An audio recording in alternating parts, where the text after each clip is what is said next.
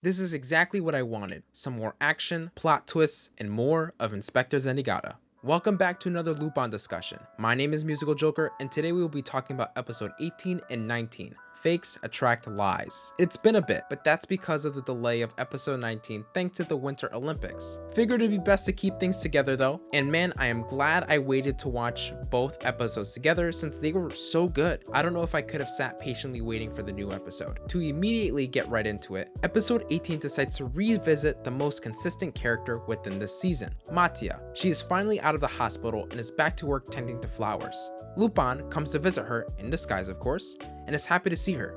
As they begin to speak though, we come to find out that Matia is going on vacation for a couple days and will be leaving the flower shop for good as she tends not to stay at one spot for too long.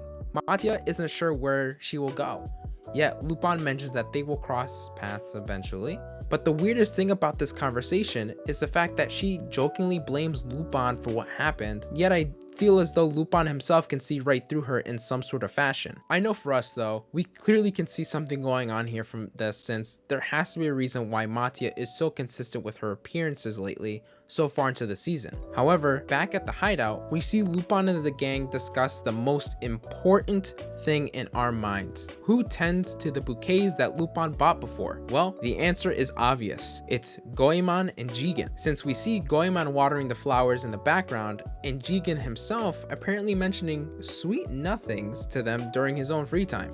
How sweet. With Jigen hiding his true emotions away with the newspaper, Lupin catches a notice of a congresswoman named Hazel, who mentions that there is a tutor by the name of Tomoe who's been missing for a while too. To further gather information, he heads out to Cortanica. Yet, somehow, as if almost coincidentally, Matia is seen exactly where Lupin is. This is clearly super suspicious as she did not mention before where she would be going, but we'll leave it at that for now. The woman of this set of episodes this time is a congresswoman named Hazel. The story around her right now is she believes that mining rare earth metals is essential for further development of the economy and job growth in Cortanica. This is all for competing in the global market. Throughout this, we come to find that there are many opposed to her stance, raising the idea that criminals can use the rare earth metals to their benefit, but also that it harms the environment. Some people even going to the point of extortion due to her current stance. She remains undeterred and believes that the livelihood of all should be the primary concern until they are able to come together as one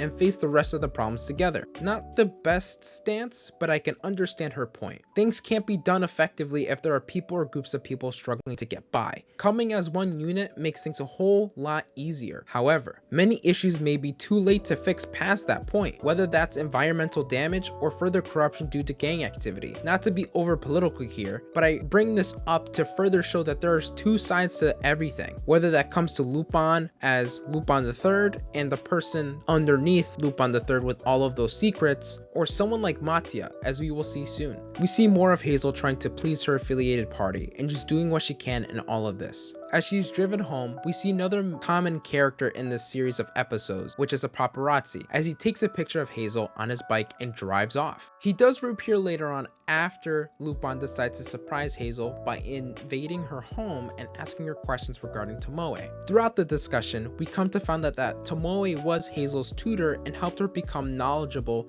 regarding politics and helped set her career path. Hazel does mention the line that Tomoe's students are considered her children. Lupin does ask about the jewel he stole before from Mercedes, but Hazel has zero clue of what that is. To return back to the paparazzi man, we see him snap a picture of Lupin after someone threw a USB drive from a car into Hazel's apartment, hitting Lupin in the head, running away after the deed was done. This USB drive contains a deep fake, an altered video that includes Hazel in the background of someone being shot, despite her not actually being there, attempting to sabotage her and her image. I mean, Lupin being at her house doesn't really help either, which is shown to be an issue for many people, including Matia and Hazel's acquaintance, Salim. The Zenigata crew does make an appearance here to question Hazel regarding her encounter with Lupin, with her lying about everything, hiding the true purpose of Lupin's visit. This of course rattles Pops, since he knows Lupin better than anyone. He understands that this is not something Lupin would do, and there's more to the story than that.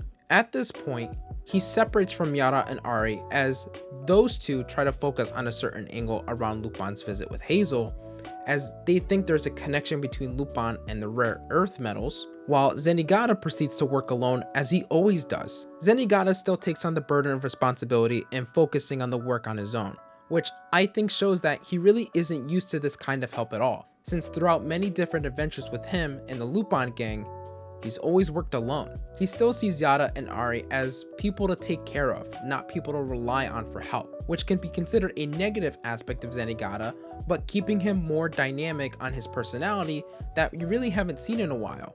Meanwhile, Lupin and Matia are hanging out once again, with Matia getting a new wristband of a really weird design. She finds it nice, I find it strange, but who am I to judge? Lupin notices the same vehicle from the night of the USB drive being thrown into Hazel's house. He chases while carrying Matia on a skateboard, lent to him by some fellow skateboarding kids. A very cute scene and not the typical, "oh, he stole my skateboard" cliche I tend to see all the time, which is quite nice. There are cool kids out there, with Lupin being even cooler. After a bumpy landing, they arrive at a restaurant to eat, which Lupin can see a couple of thugs in the back leaving from. Unfortunately for Lupin, we get to see Ari and Yara show up to join them for dinner as well. Again, another cute scene since we really never get to see Yara and Ari without Inspector Zenigata around. It does push the cliche romantic stuff for sure between them, but I think it provides them a boost to their overall character since I am not seeing them as a lackey of sorts to Zenigata. I see them as individual ICPO officers who work with Zenigata on the Lupin case. Nothing less than that. We do get to see who are making the deepfakes of Hazel, which is the acquaintance of Hazel, Salim, and the thugs from earlier. Lupin confronts them, stops them, and apprehends all the deepfakes created to save Hazel from all the trouble. However, Hazel mentions she isn't feeling too well and questions herself and wants to know if everything she's been doing is alright so far. Despite this, she wants Lupin to not associate with her any longer due to her stance in the political world, and leaves him with one final last piece of information regarding Tomoe, her actual child. And somehow this child of hers is connected to the box that was stolen from the Lupin mansion. We still don't know why she stole it, but it may have been related to her own child, but the connection between the box and the child and why Tomoe needs it to be their mother is left to be seen. I can't think of anything significant with that box that would immediately establish or maintain a connection that deep. A jewel or treasure seems too far-fetched. Possibly a picture or something related to some sort of promise. Or maybe Tomoe lost her child a long time ago and it needs to be tracked down. And let's say if Lupin is somehow Tomoe's child, maybe that is the connection between her and the box that she stole, knowing that one day Lupin would come back to apprehend her and return the item. Some ideas, but nothing certain as for now. Any theories for you guys? Let me know down in the comments below. The last part of this episode includes Matia and Lupin departing while he goes on an airplane, saying goodbye to each other for now, and with the idea their paths may possibly cross again in the future. Lupin thinks back on Jigen's comment on finding out about Lupin's roots because he has Tomoe's child in mind while he's on the plane.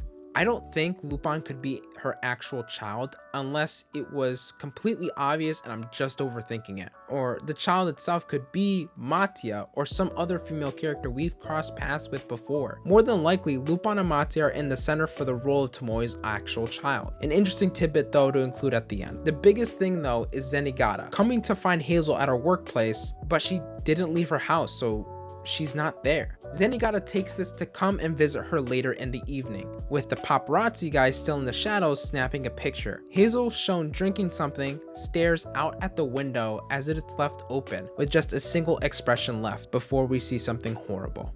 Zenigata stops in and sees the body of Congresswoman Hazel on the floor. He tries to go feel for a pulse, but he wasn't able to because there were cops that came in and apprehended him as the major suspect of Congresswoman Hazel's murder. It's unfortunate that he did get tied up in all of this, but we know that he has support in the wings, willing to help him out whenever he needs it. The murder of Hazel is still a mystery though. With Zenigata behind bars, Yara and Ari have come to the rescue to try and get him out of there. In this instance, we see Yara fight and yell relentlessly for his senpai, as Zenigata would never commit any sort of crime. Ari does try to calm him down, but not much comes out of it.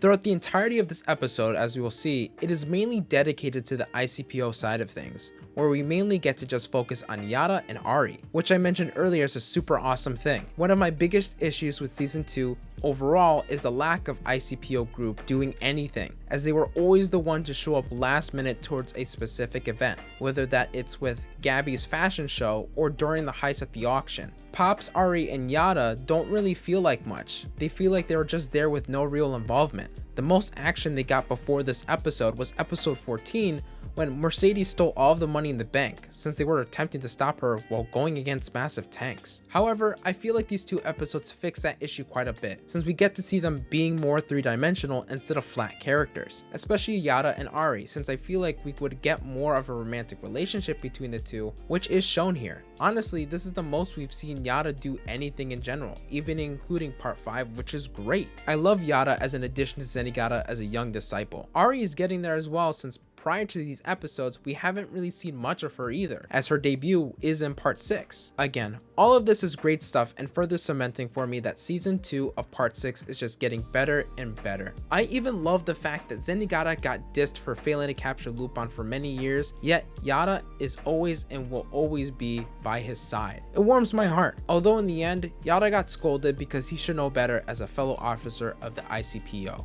We quickly switch over to Lupin and the gang looking at the news of the death of Hazel, which she died from a single stab wound, with her death causing an uproar in Cortanica with many travel restrictions being put in place. This also lets Lupin know that Zenigata is detained, but he isn't too concerned. Switch back over to Ari and Yara. They head into the crime scene to find any sort of clue of who did this deed. Unfortunately, there isn't much left at the crime scene, so the next stop is to the party that Hazel was associated with.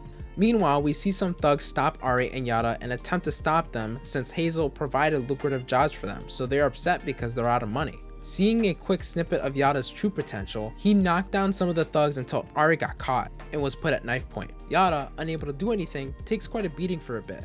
Ari shows off a little bit of her strength after watching Yara get beaten as well, and throws off the thug off her and shoots the other 2 that were beating up Yara in the legs. Although Yara still got hurt by getting cut after the thug attempted to attack one last time, the action was small here. It was nothing special and seems kind of like whatever in the grand scheme of things in this episode, with Zenigata and the cause of Hazel's death being the main focus here. However, if you look at it from the angle of Yara and Ari growing more and more capable on their own and becoming their own character besides being next to the famous Inspector Zenigata, then we see tremendous growth from them, which to me lets me enjoy them more as they get the most screen time in this episode, which we never really get as is, especially in the next part where Yara and Ari are overlooking documents to find some sort of lead, where they discuss that Tomoe was the instructor of Ari as well. I think it's safe to assume that every single woman character we've come across has received some sort of education from Tomoe. We see a flashback of Tomoe saving Ari by contacting the police, but not lifting a single finger on her own, which is strange when she sees all of her students as her kids. Tomoe states that although she considers all her students her children, she isn't the real mother and cannot put her life on the line to protect them. Quite dark if you ask me. Although she still did help in some way. I don't have a full grasp on who her character is, and I don't feel like we'd get more out of it until we finally meet her in person. Although Ari finds it harsh, so does Yara too, they chalk it up to just defending oneself, since you can only rely on yourself. Either way, Yara and Ari come to find out that Salim was arrested for all the deepfakes he helped make, thanks to an anonymous tip by Lupin. It cuts to the gang waiting 3 minutes to eat some delicious ramen. And now that I think about it, I quite like the small bursts of comedy between these segments of Yara and Ari desperately trying to help Inspector. More personality all around. How could that ever be a bad thing? The main important part here is recognizing that there is one more piece of strong evidence left that will not only help Inspector Zenigata be set free, but help reveal who the killer is. The paparazzi that was staking outside of Hazel's house is that evidence, which the Zenigata team immediately jumps on, revealing the true culprit after some time. It's a blurry picture of someone jumping over the fence, or the wall in this case, but in the time frame of when Hazel was killed. My favorite part here is that after being shown the pictures, the paparazzi, like paparazzi are, was being a scumbag, so Yara tried to beat him up, but Ari came in with the steel chair and knocked his ass out. I love that part. It was so cute and that it really warmed up my heart to Ari more. even more so that we finally get Pops out and he turned down sending a complaint out about his arrest, as he was so optimistic, where he mentions that he can rely on them a little more now. The payoff for this is so great, and it really warms my heart, since before it was just Pops being alone, but now he has people he can rely on and care for. Pops is the best boy. Also badass that he figured out somehow that Yada's arm was injured despite not being told about it. It just shows how experienced he is. The next part is a bit slower in this episode, since it mainly focuses on Yada and Ari going out and having a nice time together, and all the romantic tension between them. They don't go making love, but they talk about themselves and both Inspector and Lupin. Lots of them touching and getting really close to one another. Yada does mention that Ari isn't a full-fledged detective, and that's okay, and he will keep her safe. Real smooth though, Yada, as she gets upset over that and leaves you in the morning to take care of something on her own, just for her to prove herself to you. Confronting the murder of Hazel, Ari found out something important when looking at the mysterious figure overnight, and found out that they had a weird looking bracelet. It's oddly familiar. I mean, literally it's chalked up to Matia. It's not the biggest shock ever, but we all knew she was going to be relevant in some way, shape, or form. Matia was shown off too much as a central character to everything happening. It only made sense. My main idea is that Matia was trained by Tomoe, but in this case, she was trained to kill. My reasoning is due to her killing a political figure of all people. I assume anyways, since I don't think she's trying to get rid of anyone associated with Tomoe, since we've met others who've been affiliated and yet nothing has happened to them. Hazel being one and Ari being the other. We have a whole sitting situation set up between Ari and Matia. The latter half of the episode can be quite condensed down to Yada and Zenigata looking for Ari, while Ari deals with Matia. It's so tense to see who makes the next move or the looks that they give to one another, while Ari and Matia sit down and eat and drink food. I was sitting on the edge of my seat here, since I want Ari to succeed, and yet Matia's true personality is surfacing bit by bit, with questions being asked and tea being sipped. In the end, it leads to Ari and Matia fighting, with Matia being the victor. Ari is left to die in the hallway of the hotel they were at, with Yada and Zenigata finding her. Her seemingly last words before cutting out to black is to give a voice recording to Lupin III, with Ari's fate left unknown for the time being.